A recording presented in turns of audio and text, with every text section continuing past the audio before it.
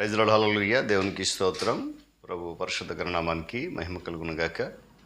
క్రీస్తునందు ప్రియులారా, దేవుడు తన మహాకృపను బట్టి మరొక నూతన ఉదయ కాలంలో వేకుని లేచి రీతిగా ప్రభు సన్నిధిలో ఉండి ఆయన నామాన్ని స్తుతించడానికి చక్కటి అవకాశం మనకి ఇచ్చాడు. అందుని బట్టి ప్రభు పరిశుద్ధ గణనామానికి మహిమ ఘనత ప్రభావం కలుగును గాక. క్రీస్తునందు ప్రియులైన దైవజనులు, స్నేహితులు, విశ్వాసులు, సహోదరులు ఈ కార్యక్రమాన్ని వీక్షిస్తున్న ఆత్మీయులందరికీ యేసుక్రీస్తు వారి ప్రశస్తమైన నామంలో ఉదయకాలపు శుభములు మరియు వందనాలు తెలియజేస్తున్నాను. బాగున్నారు కదా? చాలా సంతోషం. రండి, ఈ దినం కూడా ప్రేమతో ఆహ్వానిస్తున్నాను. అనుదిన అభివృద్ధి ఉదయకాలపు ధ్యానాలు అనేటువంటి ఈ ఆధ్యాత్మిక కార్యక్రమంలో నాతో పాటు పాలిబాక్సులు కండి, వాక్యాన్ని ధ్యానించి దైవాశీర్వాదాలు పొందండి. బైబిల్స్ దగ్గరలో ఉన్నాయి కదా, తెరచి చూడండి. లేని పక్షాన చదివే మాట విని గ్రహించి వాక్య ధ్యానంలో పాలిబాక్సులు కండి. నేటి దిన ధ్యాన వాక్యంగా మత్తయి సువార్త 16వ అధ్యాయము 26వ వచనం నుండి ఒక మాటను చదువుతున్నాను. ఒక మనుష్యుడు లోకమంతయు సంపాదించుకొని తన ప్రాణమును పోగొట్టుకుంటే అతనికి ఏమి ప్రయోజనము? దేవుడి మాటను మన కొరకు దీవించను కాక. తలలోంచి కళ్ళు మూసుకుంటే ప్రార్థన చేసుకుందాం. ప్రేమ కలిగిన తండ్రి, వందనాలు. మరొక నూతన ఉదయకాల సమయంలో ఇటు రీతిగా నీ పాద సముఖంలో ఉండి మీ నామాన్ని స్తుతిస్తూ గణపరుస్తూ ఆరాధించడానికి మరిచిన శ్రేష్టమైన సమయం కొరకు స్తుతులు చెల్లిస్తున్నాను.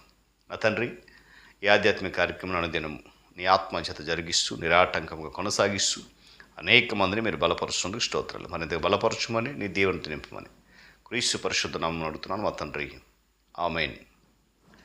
చదువుతున్న ప్రియులారా, చదివిన వాక్యంలో యేసుక్రీస్తు ప్రభువు చెప్తున్నటువంటి విలువైన మాట.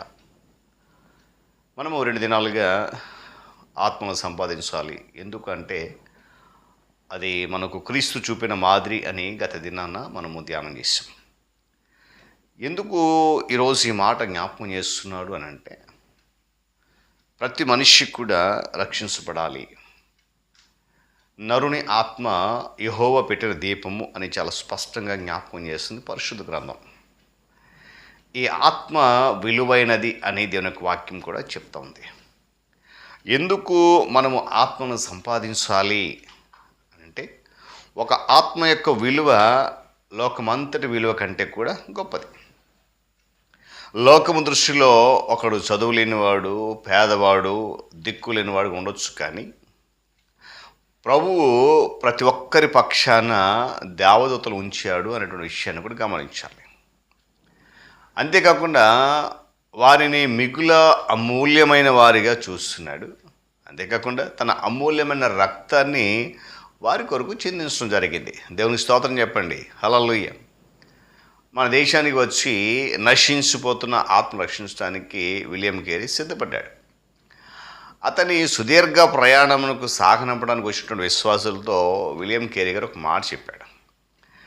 నేను నా నడుమునకు పొడవైన తాడు కట్టుకొని భారతదేశమును గొప్ప వైడూర్యపు గదిలోనికి దిగనై ఉన్నాను, వెళ్తున్నాను. మీరే ఆ యొక్క గదిలోనికి నన్ను దింపుతున్నారు. మీరు ప్రార్థన అను తాడుని గట్టిగా పట్టుకోండి.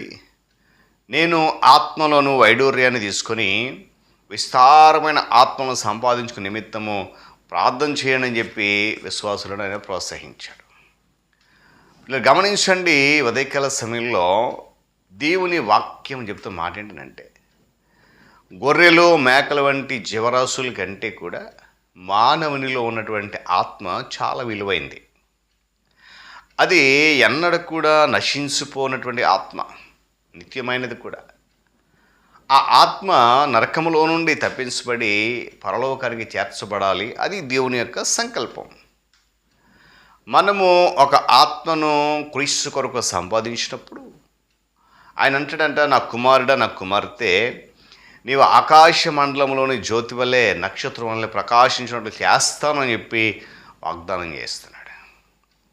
పెండ్లి కుమార్తె తనను అలంకరించుకున్న ప్రకారము భూమి మీద సంపాదించిన ఆత్మలను ఆ దినమున మనము ఆభరణములుగా ధరించుకుంటామని చెప్పి కూడా దీనికి వాక్యం చెప్తా ఉంది. కాబట్టి సువార్త అనేటువంటి విత్తనం విత్తాలి. సమయమందు అసమయమందు దేవుని వాక్యాన్ని జాగ్రత్తగా ప్రకటించాలి.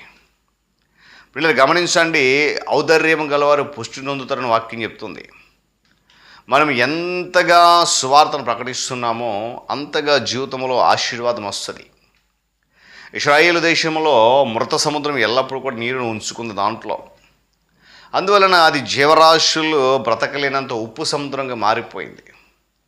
అయితే గలిలయ సముద్రాన్ని చూడండి, అది నీరును స్వీకరించడమే కాకుండా నీరును బయటికి పంపిస్తూ ఉంది. కాబట్టి అందులో నీరు తీయగా ఉంటుంది, అందులో విస్తారమైన చేపలు బ్రతుకుతూ ఉన్నాయి. కాబట్టి సువార్త ప్రజలకు అందించాలి, ఆత్మను సంపాదించాలి, ప్రభు కొరకు నిలబడాలి. అందుకంటాడు కదా, మీరు చీకటిలో నుండి ఆశ్చర్యకరమైన తన వెలుగులకు పిలువబడ్డారు, పిలిచిన వాని గుణాతిశయం ప్రకటించడానికి. చూడండి, లోకంలో ఒక పార్టీలు చాలా ఉన్నాయి, రాజకీయ నాయకుల పార్టీలు. ఒక పార్టీ కొరకు దాని కార్యకర్తలు ఎంతగానో శ్రమిస్తూ ఉంటారు, ప్రయాసపడుతూ ఉంటారు.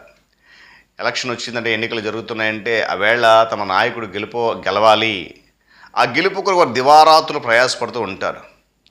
పిల్లరా, మనము వారికంటే ఎక్కువగా ప్రభు రాకడకు ముందుగా విస్తారమైన ఆత్మను సంపాదించుకు నిమిత్తమై అత్యాసక్తితో మనం ఉండాలి కదా.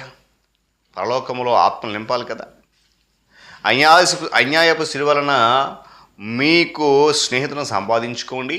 ఎందుకంటే ఆ సిరి మిమ్మల్ని వదిలిపోయినప్పుడు వారు నిత్యమైన నివాసమును మిమ్మల్ని చేర్చుకుందని మీతో చెప్పుచున్నానని ప్రభు. కాబట్టి ఆత్మను ఎందుకు సంపాదించాలి అంటే, అది దేవుని దృష్టిలో విలువైనది కనుక ఆత్మను సంపాదించాలని ప్రభు మనల్ని కోరుతుంది. కనుక ఆ ఆత్మను సంపాదించే క్రమంలో ఏమాత్రం కూడా వెనకడుగు వేయక, సొమ్మసిల్లిపోక, అలసిపోక, ప్రభు ఇచ్చినటువంటి ఆరోగ్యం ధైర్యంతో ముందుకు సాగుతూ ప్రభు కొరకు నిలబడదాం. దేవుడి మాటలు మన కొరకు దీవించును కాక. తలలోంచి కన్ను మూసుకునండి, ప్రార్థన చేద్దాం. ప్రేమ కలిగిన తండ్రి, వందనాలు. మహోన్నతుడ, మహాగరుడ, సర్వాధిపతి, స్తుతులు చెల్లిస్తున్నాను.